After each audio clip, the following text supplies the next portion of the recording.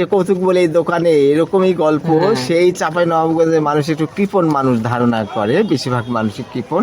তো এখন ঢাকা থেকে ফেরার পথে ওই যে বাস থামে খাবারের জায়গায়, তো সেখানে তো অনেক খরচ হবে, সে অল্প পয়সায় সে চাচ্ছে কিছু একটা কিনে খেতে।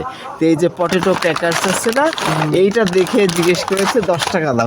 বিশাল বিশাল মজার তো, এত সুন্দর চকচকে ঝকঝকে এত বড় জিনিস, মাত্র 10 টাকা দাম। সে কিনেছে, কিনে একটু খাইতে শেষ হয়ে গেছে। তখন বলছে, আবে শালা বাতাস কিনি খানু না কি বে, 10 টাকায়, কিন্তু ওই যে বাতাসে ভরা থাকে তো, বাতাস দিয়ে ফুলিয়ে রাখে।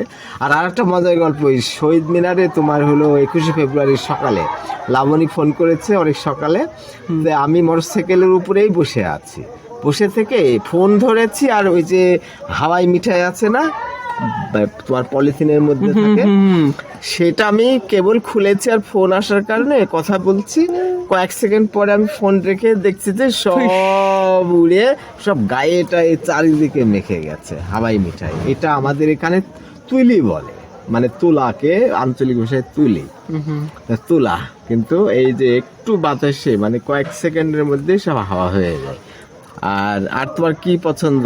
এরকম বেলুন ছোটবেলায় ফুলিয়েছ অনেক? কত ফোলাই, এখনো ফোলাই, এখনো ফুলাও? বেলুন টেলুনতে বেচতে গিয়ে এখন দেখি রিক্তি কাজ নাকি ফিটি টিটি নাই। হ্যাঁ।